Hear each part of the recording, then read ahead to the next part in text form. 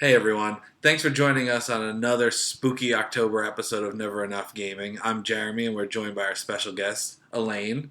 She's here to talk to us about Halloween and Halloween themed games. And the one that's up today for today's video is one of my favorite social deduction games, one that I've played at a bunch of conventions and with a lot of mixed company. And I've busted it out at more parties than I think I can count. And that game is Werewolf.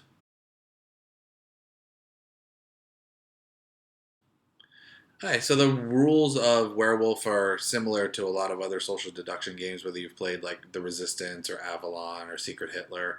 You're kind of just trying to find the bad guy and stop the bad guy from doing whatever they're trying to do, whether it's like planting a bomb or failing your missions or killing other players. Whatever the mechanic behind the social deduction is, you're trying to find that person before they do that. All of those games have the same kind of basis where there's two sides. With something like Ultimate, you might have a third side or a fourth side, depending on whether or not you're playing with expansions. But most of them start off with two as your basis. A lot of what we'll be talking about today are the differences between One Night and Ultimate. They have a lot of things that make them different, and a lot of things that might point you towards one or the other based on the needs of your group or your setting or your preferences when it comes to playing social deduction games. Which one's your favorite? I prefer Ultimate. I think it has a wider array of roles and you're not so pigeonholed into a specific set of basic roles as with, One Night, assuming you don't have any expansions. Yeah, I would definitely agree with that. I think that Ultimate is the one that's got a lot more variety. I also like the fact that you're kind of gathering information as you go along, and you're able to kind of complete the picture as the game's going on. Where One Night you have your one shot really, and you're kind of playing. Every player is playing from incomplete knowledge because they don't even know what their own role is after the chaos that ensues over that one night. The We'll go over the basics. We're going to start off with One Night. Every one of the players gets something like this. This is a seer card. This is a werewolf card. These are just a couple of examples of the roles. Obviously, there's always going to be werewolves because it's in the name. But you're going to have the predominant roles that you're going to have amongst your friends or your gaming group are going to be village roles. You have things like the troublemaker. You have the robber. You have the seer, the drunk, the tanner, the just basic villager. And basically what happens is everybody gets a roll. There's three extra ones in the middle, and that's basically to ensure that you can't immediately figure them out. So you might end up with some extra rolls that you know are in the game but are in the middle, so no player actually has them, just to make it a little bit harder. And throughout the night, you run an app, the One Night Werewolf app, and it kind of tells you everything you have to do. It tells you this, seer wakes up, you can look at somebody else's card, or you can look at two of the ones in the center. Robber wakes up, can swap a card with somebody. Troublemaker can swap two other player cards, and so with the kind of chaos that ensues, you wake up the next night or the next day in the morning and try and figure out who you're going to lynch. Village wants a werewolf to die, or two werewolf cards to be in the center, which is that's the lucky one for the villagers. And the werewolf just wants somebody besides a werewolf to die, or the timer to expire. If the village can't vote in time, the app has like a timer on there. Beyond that, that's the basics of the game. It doesn't last very long. The and contrasting that with Ultimate is very customizable. The big thing with this one is you can choose which roles go into the game. There's a lot more variety when you first get it, but the basic foundation is you can kind of see these are similar kind of roles. So here's the seer, just like in the other one, and here's the werewolf. There's obviously different types of werewolves in this one, but the foundation is the same. But after the first night, you wake up in the day, you try and lynch somebody, and if the werewolf wasn't caught or all the werewolves weren't caught, you go back to sleep, and the roles repeat themselves. And that's kind of the basics behind it. So now we're going to kind of get into some of our thoughts surrounding the two different types and pros and cons and see where we go from there. So, what are your kind of pros and cons of each version? Let's start with One Night Ultimate Werewolf. Well, pros, I like how they have these little markers, like, here's a seer, here's a little werewolf, so cute, that you could put in front of other players to help you keep track of what you think they are. Ultimate doesn't have that, or I think it's basically because there are just too many roles, especially if you're playing, this game can have up to 75 different players. That's a lot of markers to throw around. You literally have to walk across the room. It's just not, no one could read it. Basically, your neighbors, doesn't make much sense. So I like that they have that. Also like the card quality. It's just, this is actually not even a card. It's thick cardboard. See, you're not going to wreck these. You're probably not going to scratch them. You might rip them when you pull them out of the little thing in the beginning. I think here's a little marker. They ripped them. So there's that. And it's also, it tends to be a much, much faster than the other game. That is not one night. Could last a while. That's good. And this could be either a pro or con depending on your group. One Night has an app that goes with it. You download it. It tells you exactly what you need to do. So you avoid the issue of a poor moderator. There's some moderators who forget to wake up certain people or forget what people are and then maybe try to write it down and can't read their handwriting. And it's like an absolute nightmare. It takes forever to get through a game and you just want to throw things. You don't have that problem with this because you have this very handy-dandy app. But at the same time, if you have a very good narrator, maybe adds a little bit of flair, some story time at the end when people die, so it's a little more exciting, you'll never get that because you just have this app. So that's definitely a pro or a con, depending. I think my pros are kind of in line with yours. The time you can bust this out with basically no explanation with the people you're playing with. Like if you have somebody who their extent of party games are taboo and like categories, you can just pull out One Night Ultimate Werewolf and say, listen, the app's going to tell you how to do everything, and that's basically it. You can play several games, like an hour. You can get in like 5 or 6 games just because they're so short. Me personally, that's as somebody who has a lot of friends that aren't into games, like as much as I am or as much as Elaine is, but like I like to have something that I can bust out in mixed company where I don't have to sit there and spend 15, 20 minutes explaining the rules. So that's kind of a pro, but in my opinion, when I'm playing with a gaming group like that actually does play games, that's a con for me. I don't like the fact that it's so simplistic that there's basically no rules to know. I'll agree on these like the components are nice, having the chits and having the tiles instead of cards. I don't have to be paranoid. I'm somebody who's very paranoid when it comes to my cards, and anybody who plays with me knows that I don't like when you bend the cards when you shuffle and like eat and then touch the cards immediately afterwards. But these are going to hold up a lot better than most, especially social deduction games, because social deduction games are usually just regular cards. Yeah. The chits are cool to help you keep track of things and to help you like kind of visualize who you're voting for. Let's go over kind of cons. Well, obviously this game does not scale the way that the Ultimate that lasts over a period of days does. It's max 10 players. But it's also kind of a pro when you really think about it because most of the time people aren't going to have a group of, I'd say at least you need at least 15 players for this game to be decent. Like absolute minimum, at least. And most people just do not have 15 friends coming over in their house who want to play werewolf, or like, they just even have room for 15 people to sit comfortably in a circle and play a game like that. Yeah. So that is definitely something. Cons, I personally think this art is just, like, what is this? I am not a fan of this art at all. Definitely don't like that. I also think if you were just to buy One Night, they have expansions like Daybreak, One Night Alien, One Night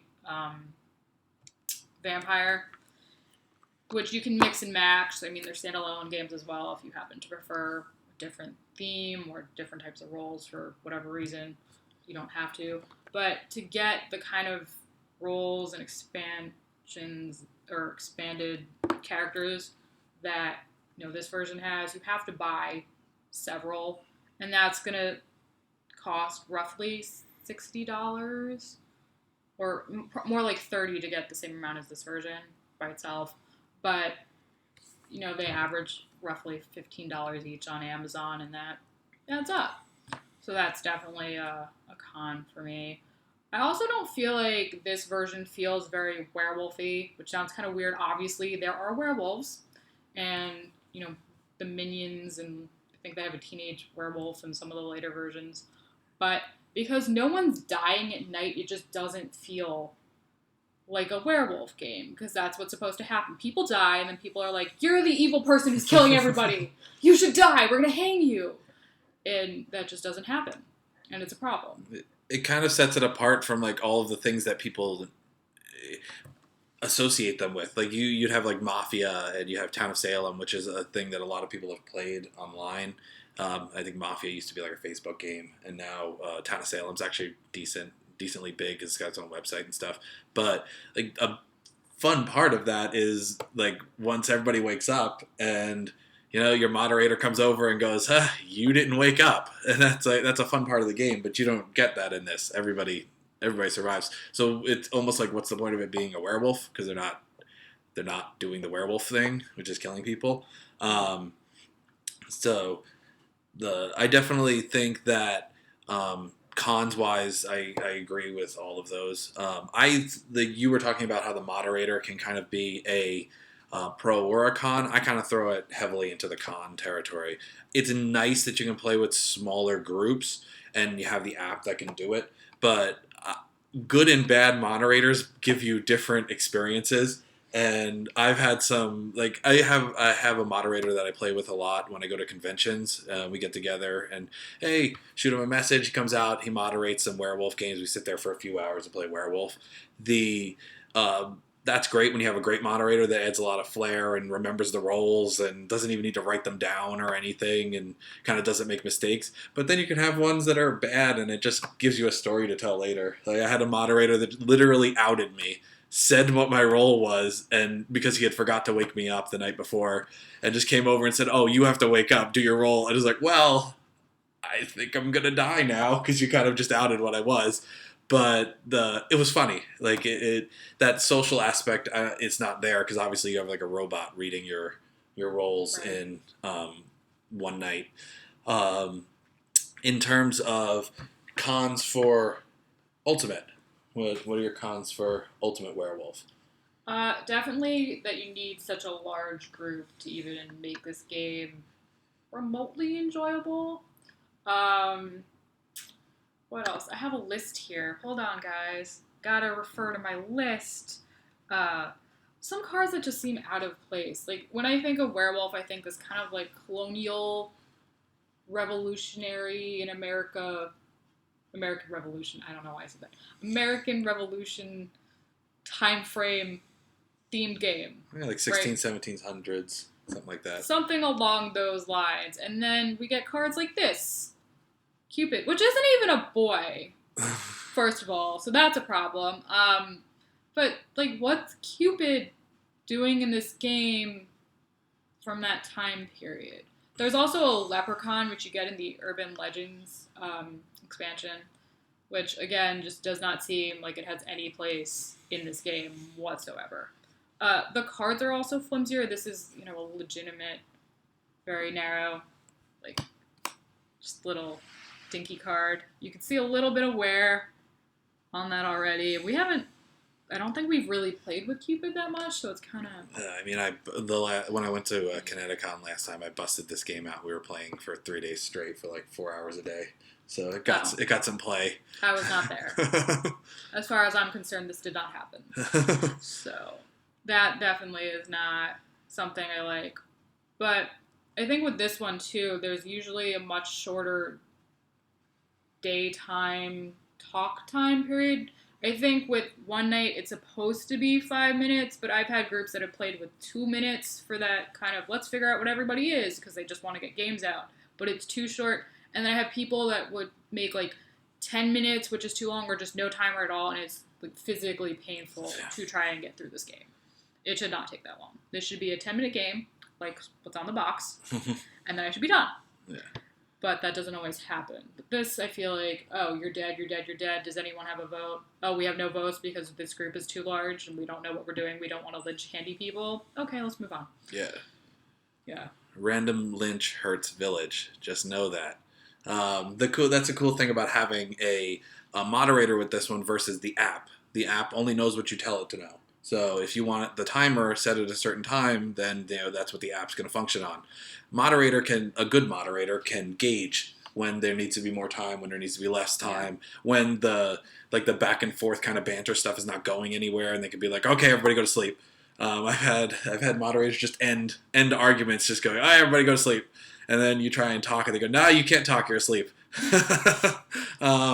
And that's just a fun aspect of it. If I was gonna give a con of Werewolf, Ultimate Werewolf, I would say just the group size, like you said, just needing that many people, and if you could do it with the fact that you can't really use there's no Ultimate Werewolf app that's an official app to my knowledge.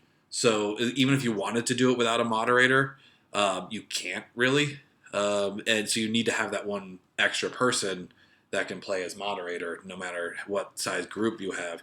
We've house ruled a couple times where you have, there's a moderator card in there, and you could be the moderator plus something else, and you just can't nominate people and things like that. So if you have a smaller group, you can kind of get away with that, and you have to be a good moderator to play like that, or you can really mess up the game. But that's really my only con is the size and you were saying cards get messed up. Look at that werewolf. Yeah, that werewolf, you can see the kind of some especially edge damage, and that one's pretty bad. Ooh. But there's not really anything you can do to avoid that. I personally don't think the thematic elements bother me that much because there's only so much theme you can have in certain time periods. It's not like there's a colonial era version of Cupid. I guess you could come up with something, but the matchmaker. There you go. Problem solved. Matchmaker. Matchmaker. It's basically Cupid just picks two people, and if one of them dies, they're lovers. So if one of them dies, the other one dies. So that adds some chaos into it because you can have somebody picked a werewolf, and you can have the werewolf kill somebody who's lone wolf attached to somebody else, who then is Cupid attached to somebody else, and then it could be a whole big thing. The leprechaun, doesn't fit thematically. I like the leprechaun's one of my favorite ones to play with, though, just because it can move the one that the werewolf tries to kill, so that causes some chaos. Because now the werewolf's like, well, I don't want to kill somebody next to me, because then the leprechaun can move it onto me, and I can end up killing myself, because that makes sense. So but the other thing that I like for now I've kind of move through my one con, but there's also some cards that Ultimate Werewolf comes with where you can make your own. So if you want to make something like a popular one on Town of Salem is the Arsonist or the Anarchist. Those are ones that don't come in the box, but a lot of people will say this blank card, this is the Arsonist. It can light people on fire, douse people with gas, and there's I feel like something cool, a kind of a con of one night. Is the fact that there's really only the two factions outside of the Tanner.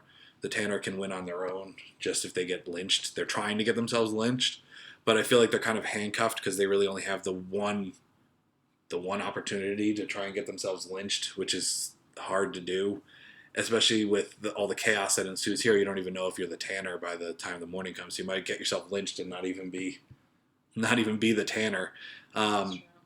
With this one, there's a lot more factions, especially if you have the expansions. You can have the cult leader, which is trying to get everybody into their cult. You can have the blob, which is I think it's the urban legends or movie monsters. But those are expansions too. But this one has the vampires, and then I've never played aliens, but there's an alien one, which I'm assuming is its own little group. Yeah, so I think the cult leader comes with this. No, I thought it was an expansion. I could be totally wrong. I have all of the expansions, so it's kind of hard to keep all the cards tracked. But I also feel like if there's a little bit more a la carte option when you're getting cards from Ultimate because you can actually buy specific cards. Like if you Right. want, if you go on the website and look for a replacement card, you can just buy a specific card for like $2. Oh, I really want to play with the Leprechaun, but I don't want to spend the money to get the entire expansion that has a Leprechaun in it. You can just buy the Leprechaun and play with it, which is cool. And there's multiple smaller expansions, like little card packs that you can get for this one, rather than having to, drop basically the same amount of money to buy Daybreak for one night, which is the same amount as One Night Werewolf. So that's a little bit of a cool option. Something else that they can do from Werewolf is the Artifacts expansion, which is cool because you can get like different single-use items or continuous items that can add some extra flair. Like something like this. This is a single-use item. You reveal it, it gets used one time, and then it goes away. Or you have something like this, which stays in front of you all the time, and it's kind of active until it's inactive. Somebody else gets rid of it or something. But so that adds a whole nother level. It's almost like another mechanic added on top of the basic game, and they don't have anything like that in One Night Werewolf. So in terms of what do you think is better for each group, what are your kind of thoughts on that? Obviously, this one's a lot better for a smaller group. This one's a lot better if you have a sizable group. I think it's harder to get that sizable group together. I think the only place where substantial group is possible is something like a Comic-Con. Yeah, I mean, I will say that you don't beat that experience, though. Like, meeting people through playing Werewolf is a lot of fun. I have people that I still communicate with fairly regularly that I've met through playing Werewolf, and that's just fun. You just sit at a table, hold the box above your head, hey, come play Werewolf. You can't do that with one night. It would be boring. It would be over. People would leave immediately. Because, like, a big group, this all has a maximum of 10 out of the box. Maximum of 10 players. This kind of starts at over 10.